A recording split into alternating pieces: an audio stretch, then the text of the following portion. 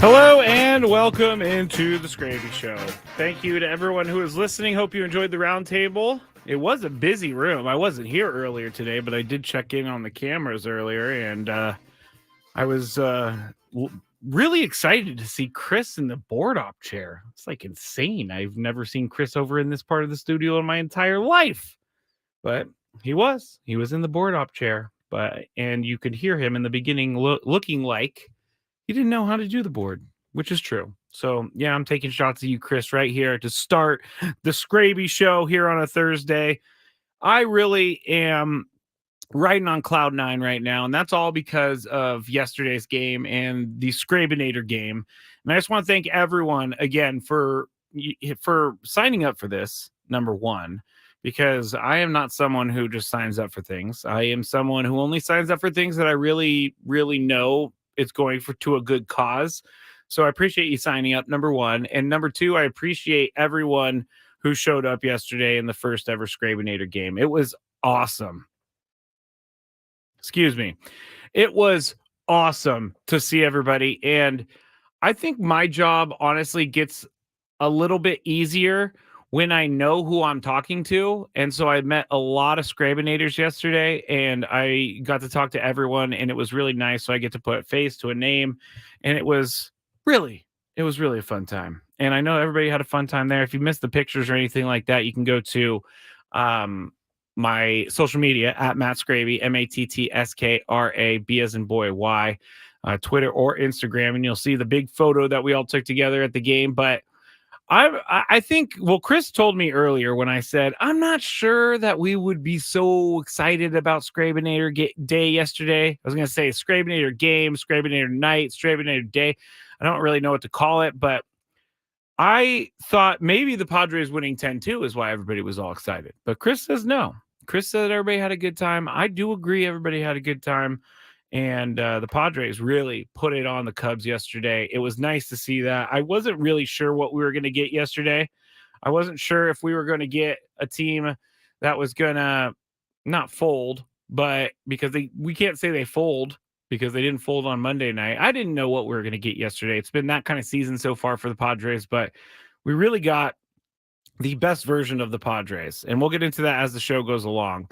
But one thing I noticed yesterday at the game, was how many people were there for a 3:40 p.m. start on a Wednesday.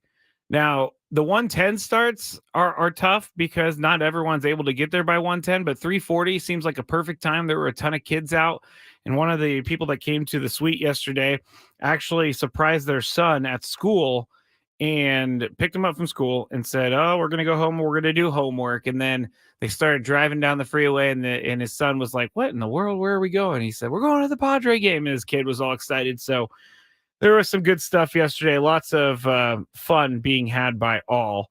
And we are going to do it again. So it was, Prolific says, it was Skrabinator opening day yesterday. Someone says, who's the first to get a Skrabinator tattoo? Please don't. Please don't. Let's do a roll call here. We have Mr. Monkey, I think it is. That's how it's spelled. Diesel, met him yesterday. He was a Skrabinator in the suite. He was great. It was nice to meet you, Diesel. Dave is here. He said he missed out. I'm sorry. J-Mac is here. Prolific, as I already said. Anthony, I met Anthony yesterday. There's two Anthonys that were there, and the first Anthony I met yesterday, very cool guy, so appreciate meeting you, Anthony. And then we have our other Anthony, who Anthony Sandoval, and he was also there, and that was awesome to meet Anthony as well. We have, let's see, who else we got in the chat? We got Tyler, we got Jeremy, we got, I'm still going, we got Mailman Rob, and we got Zeke, and all of that. Anthony Sandoval's there. He said that was my top 2 experiences at Petco. Everyone was super cool. Skraby is the best. Loved it. Wow. Top 2 experiences. I got to say, watching in a suite, not that I'm ever usually watching in a suite. Trust me. I've been in the Odyssey suite a few times, but I think I've only been in there like maybe 4 times, including yesterday. So it was a fun experience. Let's see. We need a dedicated Skraby suite. I agree, but I don't know that they're going to give me one. I'm sorry. Not yet. Not yet, at least. I can't say forever, but not yet, at least. Anthony, who I said I met yesterday, I was super nervous to show up, but Skraby and Elo were great hosts. Thank you, Anthony. I did the whole thing where you walk around and you like I guess I'm not really a party thrower, so this was kind of a little atypical for me to be a party host, but it was really fun. And I did the whole thing when where I made my rounds around the room, and I felt bad I didn't get to speak with everyone, but anyway, we'll have plenty of time to get together. We'll have plenty of time to all hang out again. Sandy was in the suite, and she is driving home listening to the show. Thank you, Sandy. Nice meeting you yesterday. Tyler says, someone who went, what's the suite like? Someone tell him. Shane says, sounds like an epic time. Zeke said, I heard they got chicken fingers. Man, I wish I would have chicken fingers. I didn't have any chicken fingers yesterday. I actually had a hot dog with no ketchup, no mustard, no nothing, because it was out when I went to go get it. But anyway, Anthony Sandoval says best bathrooms in San Diego. I will say that is true. Private bathroom is probably the best part of suite life in Petco Park. I've never been in another suite, so all I can comment on is the Petco Park suites. But having a private bathroom is a game changer. It is absolutely a game changer.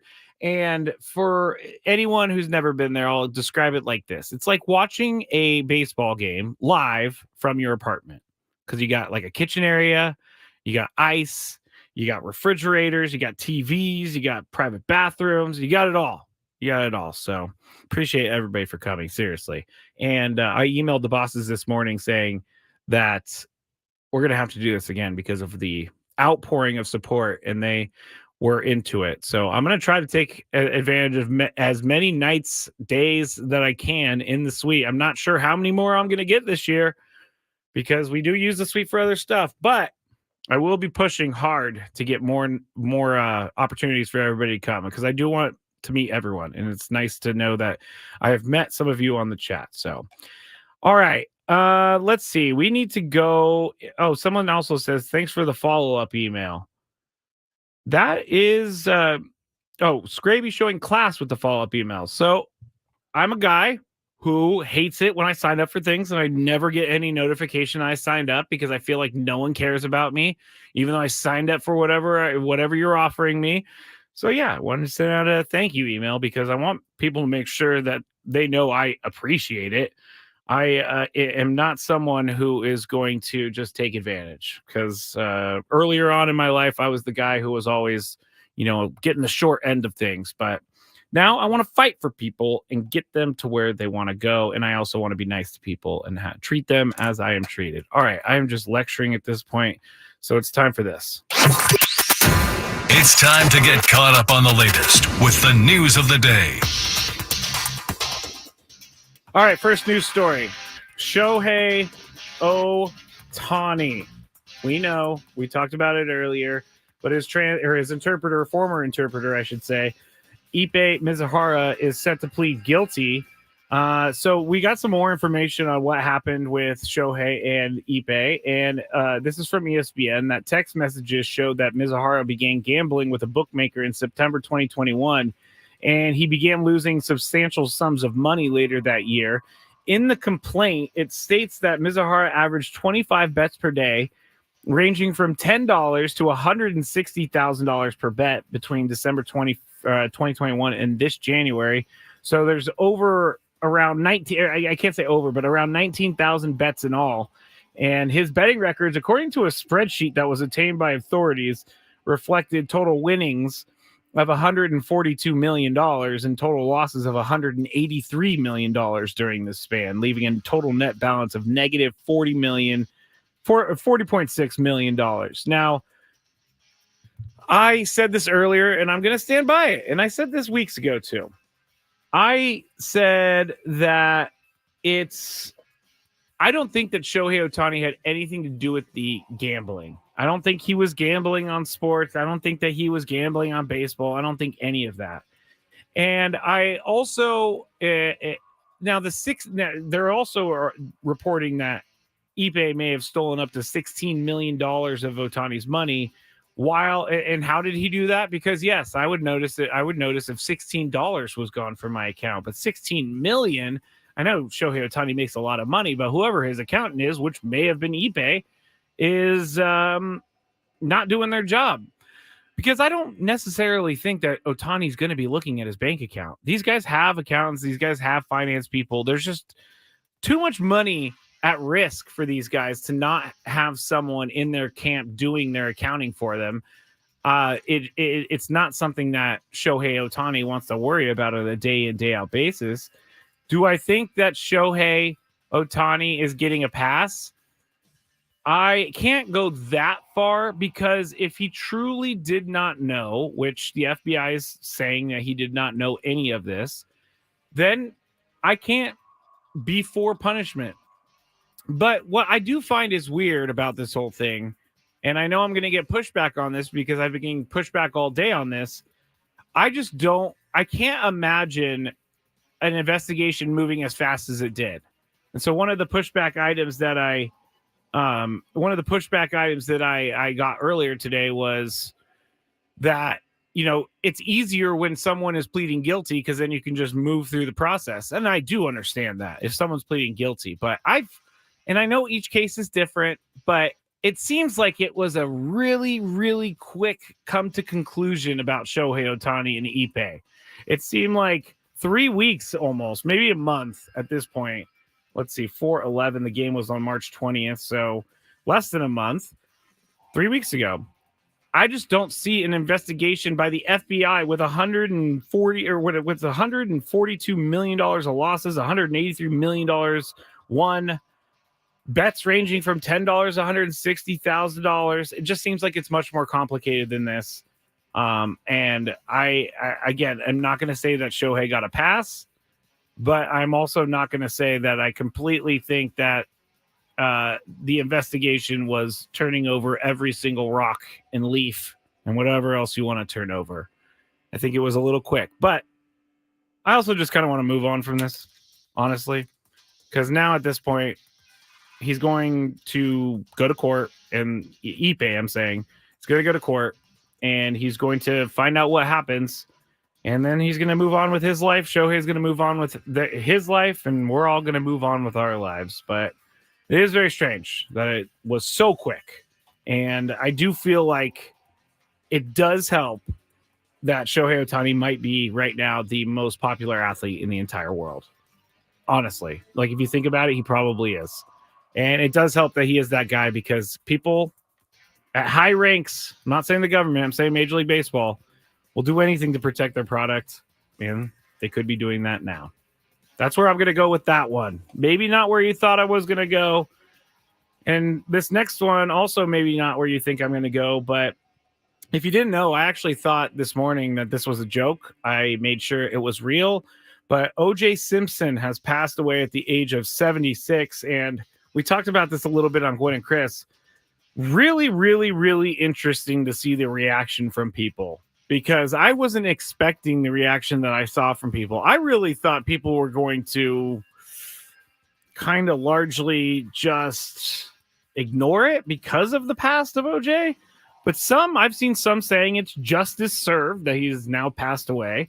Some are saying that despite the murder trial, he was one of the best athletes of all time, which I find is a weird side to be on, because in the post I saw, they said, despite the murder trial.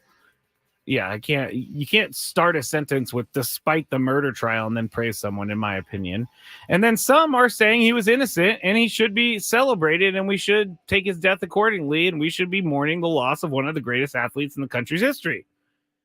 Where do I fall on this whole thing? What side am I on? Again, I'm going to surprise you, I think.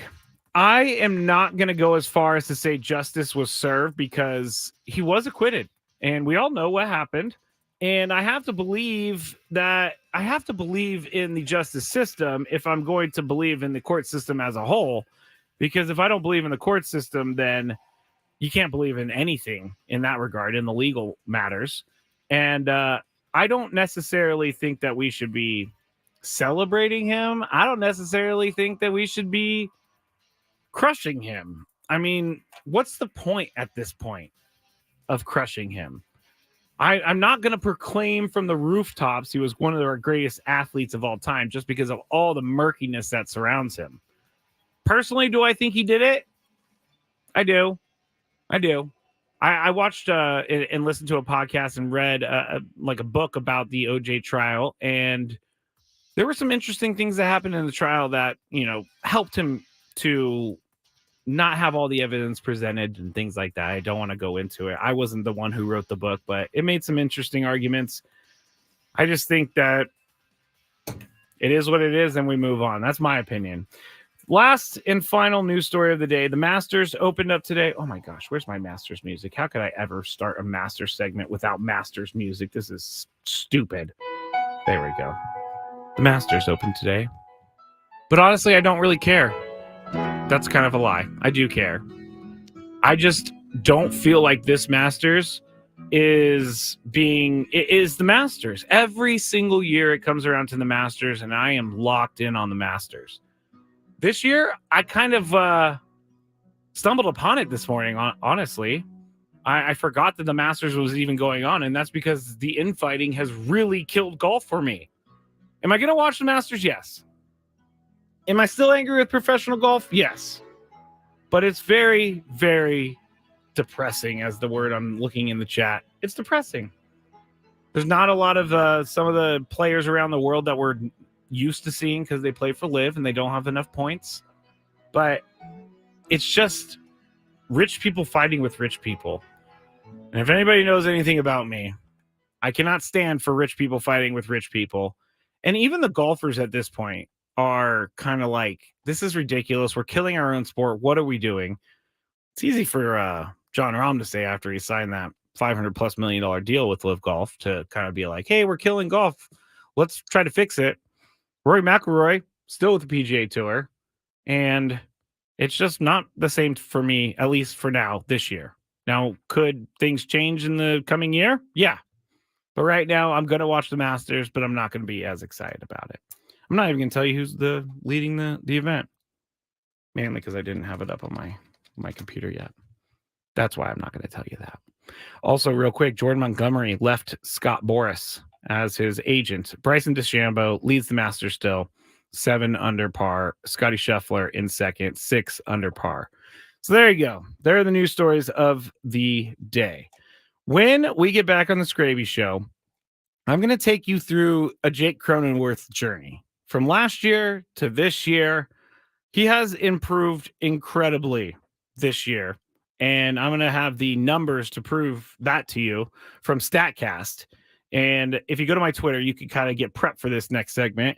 Go to @MattSkraby, and I put up a video of his StatCast page from 2020 to 2024, and you can kind of see the slow decline, and then in 2024 he just goes straight through the roof again. So we'll talk about Jake Cronenworth. We'll go through some of his StatCast numbers when we get back here on the Skraby Show on 97.3 The Fan.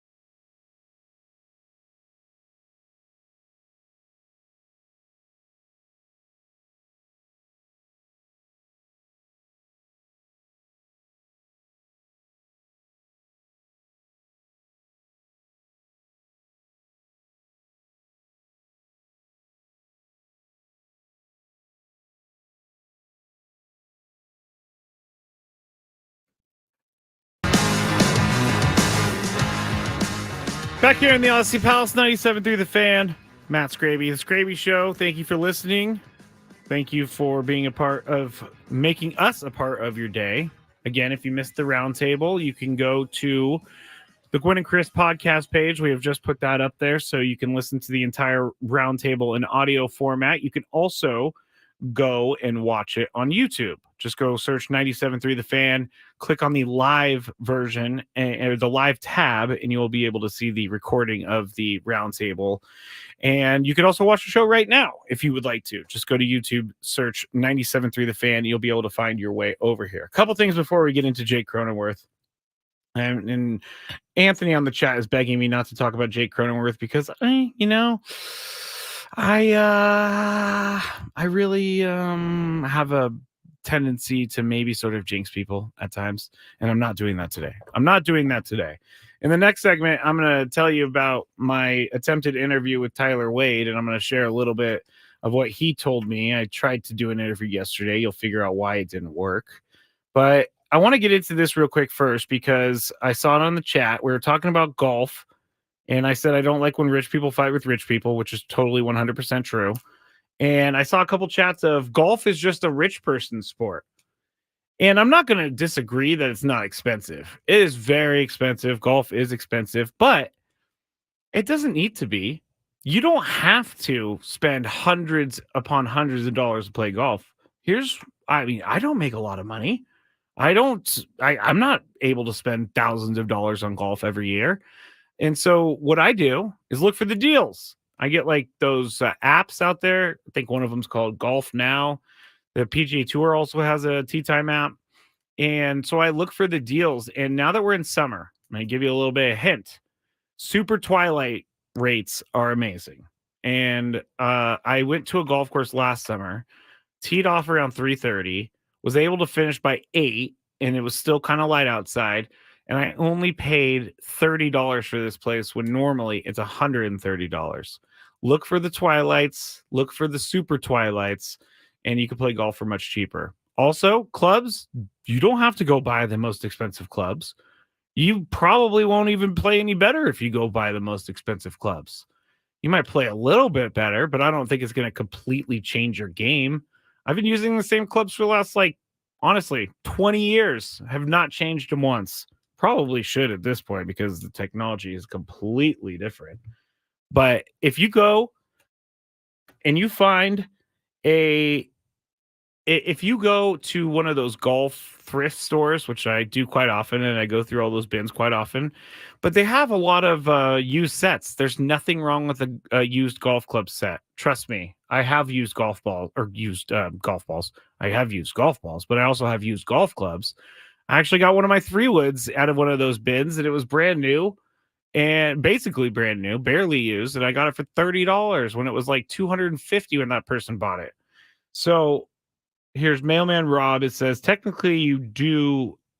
I don't know what that part of it is, but golf clubs are hundreds of dollars. And now tee times on weekdays are 80 plus, but it's so fun to play. About a year ago, I bought the 13 club value pack from Golf Mart, about $250. So not bad. There we go. See, Mailman Rob, you're looking at it the right way. And yeah, I'm not going on weekdays either to play. For the most part, weekdays in the middle of the day, are you kidding me? I'm not going to do that. Weekends in the middle of the day, are you kidding me? I'm not going to do that.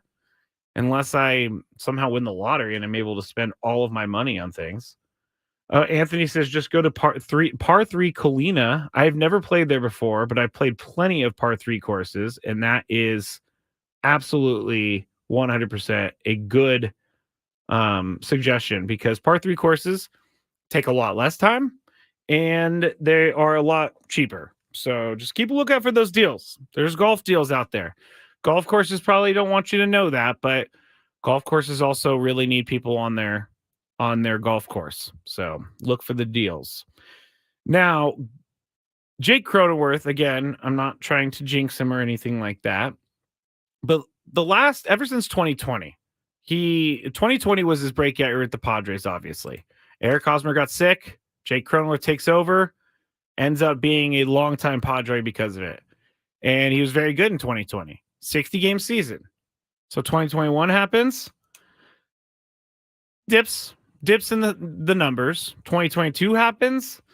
dips in the numbers again. 2023 happens. He really dips in the numbers, and then he gets hurt at the end of the year. And it just doesn't play out the rest of the year because he had a broken wrist after getting hit by a pitch. But here is Jake Cronenworth in 2023. If we're looking at some of these StatCast stats, his average exit velocity was only in the 16th percentile, which means it's really low. When I'm saying numbers here and I'm saying percentile, the closer to 100 is the better number.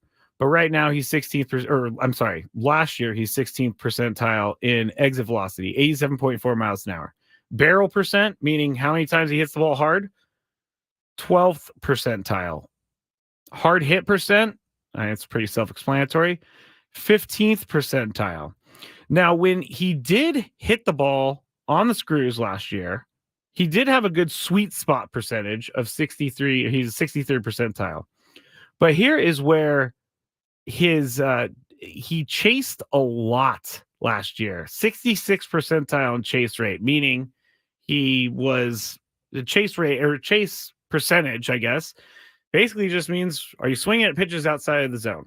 And so he was one of the better, not better, he was one of the higher chase rates in baseball. Now, in 2024, it's completely turned around. And I guess I should say in 2023, his expecting batting average was a 27th percentile. It was 238, and his expected slugging was 370. Now, this year, these are the numbers that he has so far through the first 13 games or so.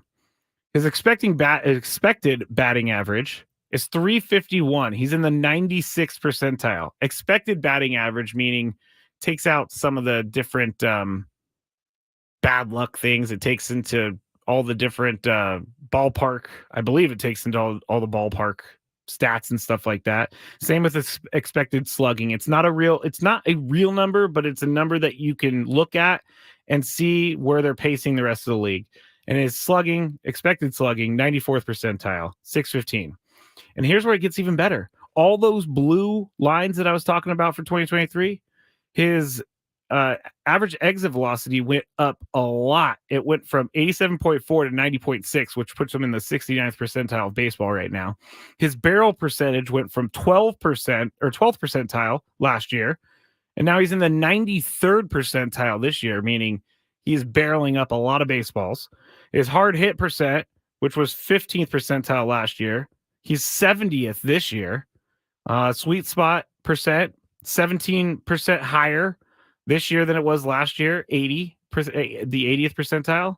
His chase is actually kind of the same, and his K percentage is the same, 71st percentile, and his walks are down. So he just needs to walk a little bit. But what I'm saying here is Jake Cronenworth currently is hitting 304. He's got 2 home runs, 13 RBIs, and his OPS is 883 right now. In the last 4 games, he's gone 5. Let me do this math. 2, 4, 5. So he's 5 for 14 in the last 4 games.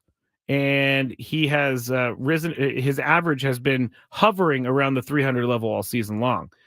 Now, we heard from Jake Cronenworth in spring training saying that he really took a good look at himself, and he really took a good look at his game in the offseason. And he was the word that stuck with me was he was vulnerable with himself, which is not easy to do. And when you become vulnerable with yourself, you are looking deep inside to find what you need to do to turn this around. And I think this is an awesome story so far, and I'm hoping it keeps up. I'm knocking on all the wood everywhere that I'm not jinxing him. But this is the Jake Cronenworth that we've all wanted for the last couple of years. And if this is the Jake Cronenworth we're going to get this year, I don't expect him to hit 304 all year long.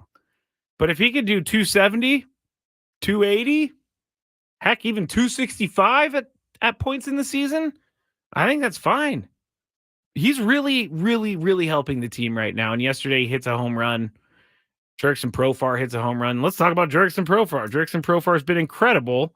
And Jurickson Profar also is just proving to me each and every day why I don't know anything about baseball, because I said when he was signed, he's not the guy who's going to bring the team to the promised land. He's not going to put them over the top. I did say he was going to be a good clubhouse guy. I knew he was going to be a good clubhouse guy, but I just didn't think that he was an everyday player. But he is proving me wrong right now. And I'm happy to be wrong, because if I'm wrong, that means Jurickson Profar is playing great, and he absolutely is. And he's been huge to the team this week. And he was huge on that Saturday game against the Giants. He hit the grand slam in the first inning, and that was the final score, 4-0. So yesterday, Jurickson Profar went 3 for 3 with 3 RBIs, a home run, and 2 runs scored. And on the year, Jurickson Profar has an OPS of 1.012, and he's got an average of 333. Now, again, I don't expect this to go on all season long. I hope it does. I really, really hope it does, but I don't expect it. But these are two guys that need and have stepped up to start this season, because Manny is struggling. He's starting to find it a little bit. Manny's starting to find his swing. He had a couple nice hits yesterday. By the way, during the game yesterday, when they kept going to that right center gap, that was awesome, because once that ball left the bat, everybody in the stadium knew it was going to hit the gap and it was going to be runs. But these guys are really helping to make sure that when the superstars don't have superstar type games, the Padres are still in the game. And Jurickson Profar making $1 million, just absolutely crushing it right now, being one of the best deals in baseball right now at just $1 million. Dylan Cease also crushing it. He's only making $8 million this year. That's also a steal. So now that we're here and we're looking back a little bit, maybe things are working in the favor of AJ Preller, but also AJ Preller has put together a pretty good team. Now, I still think there's a few things that they're going to need to figure out. Pitching, relief pitching, also maybe another bat. What's going to happen when Manny is going back to third? We've talked about that a few times. So there is still room for improvement, but right now there's a solid team. And I know that their record doesn't really reflect that, but I feel like when I see what I saw yesterday and when I see what I saw on Monday when they came back from an 8-run deficit, it just tells me that this team really does care. This team is putting in the work, and this team is fighting hard. And I if you disagree with me, I'm sorry. I don't know why you disagree with me, but not many teams come back from an 8-run deficit and win the game. And the Padres did on Monday. And yesterday, the game was tied up 2-2, and they went right back to work. They end up winning 10-2. So things are trending in the right direction. Jake Cronenworth, Jurickson Profar trending in the right direction. And we'll see what happens with AJ Preller building the team. We'll see if he adds any people throughout the season. I think he will. I think he needs to at some point. But right now, I'm cool with rolling with what we got here on with the Padres. But it's good stuff to be talking about. I really was hoping that we were going to be talking about something good today, and we are. The season so far has been a little bit stressful, but I'm feeling a little bit better about it at this moment in time, at least. All right, that's it. I didn't jinx Jake Cronenworth again, knocking on all the wood. When we get back, I'm going to. I still have my daily gripe, and it's about Manny Machado bobbleheads. I also want to tell you about the Tyler Wade interview that I attempted to do. So you get to meet Tyler Wade. He's a nice guy. He was really awesome to me. So you'll get to hear a little bit about that debacle on my end when we get back here on the Skraby Show on 97.3 The Fan.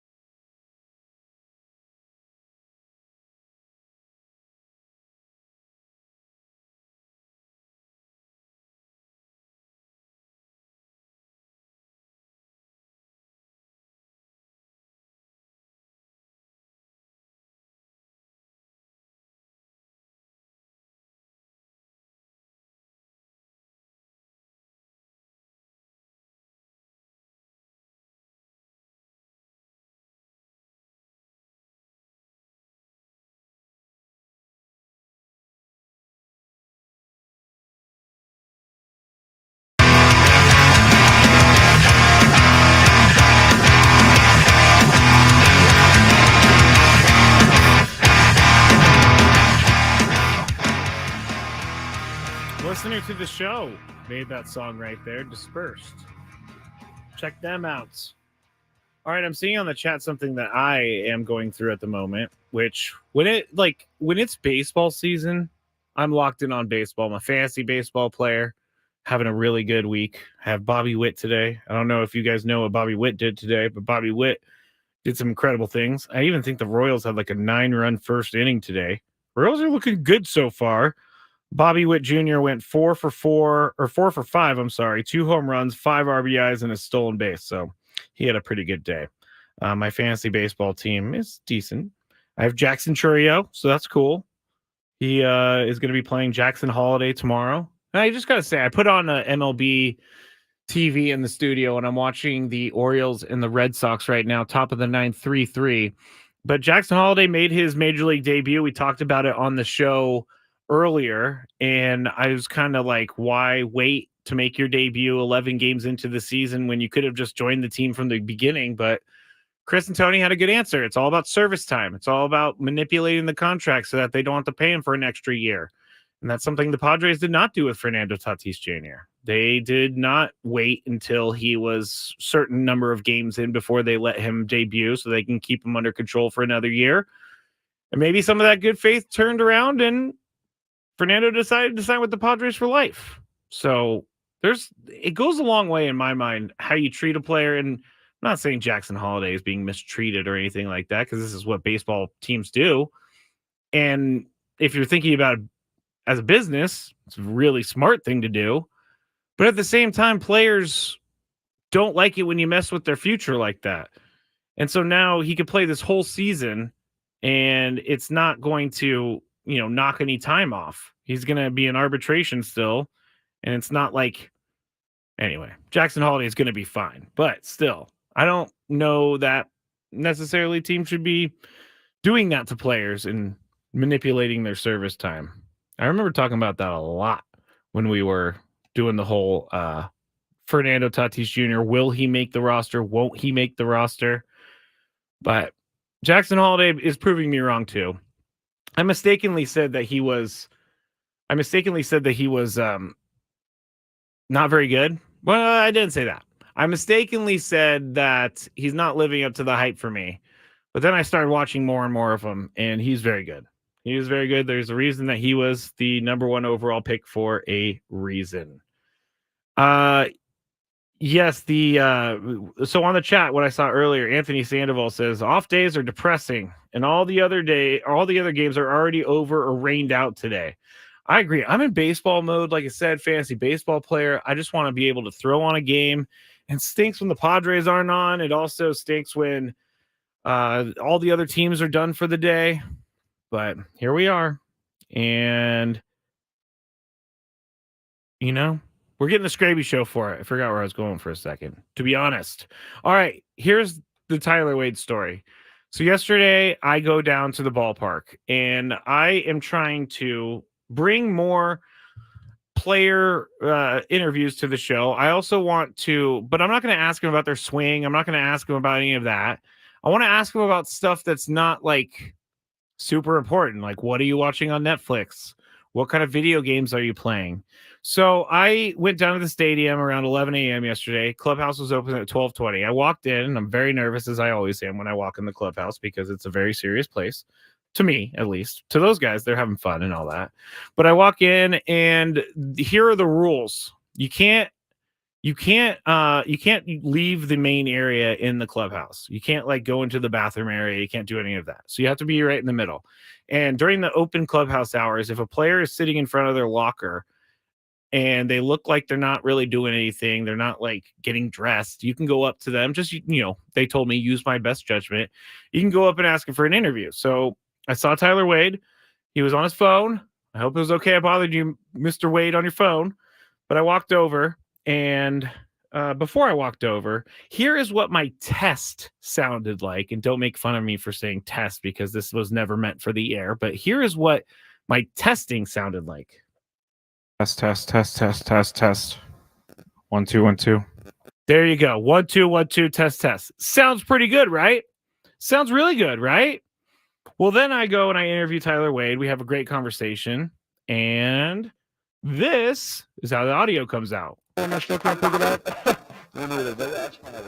So I can't use it, obviously, as you could tell, but I'm all excited after I'm done with this thing. I'm running up to the loft so I could do the show. On the way up to the loft, I am putting my phone next to my ear, trying to listen to the video, and I hear that distortion, and I'm like, that can't be real. There's something wrong with it. I'll just check it later. So I checked it later. Same distortion. And I have been watching, this has nothing to do with anything, but I've been watching this Ghost Adventures show. So maybe there were like some ghosts messing with me because they seem to mess with all the audio recorders in that show. But I cannot believe that that's the audio I got. So my goal was to get some information about players that their lives outside of baseball, and I'm just going to pass it along to you. I asked him what he was watching on road trips and what he's doing to pass the time. He's a Game of Thrones guy. He was he said he was in season 5. He said that he's way behind the curve, but he's really getting through it. And on road trips, it's easier for him to get through it. I watch Game of Thrones as well. It's funny when you watch a show like Game of Thrones, which is super complicated, and so much happens over the 7, 8 seasons, whatever it was, that he started telling me where he was in the show. And I completely had no idea because I forgot, but he's in season 5 on that. I also asked him if he likes to play video games. He said he loves playing Fortnite with his friends back home. And I then asked him, do you play the show ever? And I found his answer interesting because for 2 reasons. One reason, he said he doesn't really like playing the show that much because when he leaves baseball, he wants to get away from baseball. Totally get that. And that's totally fine. But he did say that when he does play the show, it's for a couple reasons, playing a friend or something like that. But he did say if he's never faced a pitcher, or if he's had, I don't know if he necessarily said this, but if he's had trouble with a pitcher, he does go on the show and he does face that person to see their delivery. Now, if you haven't played the newest MLB The Show, I have, and this is the first baseball game I've bought in years, and the movements are very lifelike. Movements are awesome. And so each person has their own sort of wind up. And I can see, and he even said it was lame. And I was like, that's not lame at all, because that's awesome that you would go onto a video game and kind of scout someone out. They have other things out there like virtual reality simulators to help people see pitchers. So who cares if you're playing the show? But yeah, so he does that. He goes and he sometimes scouts pitchers.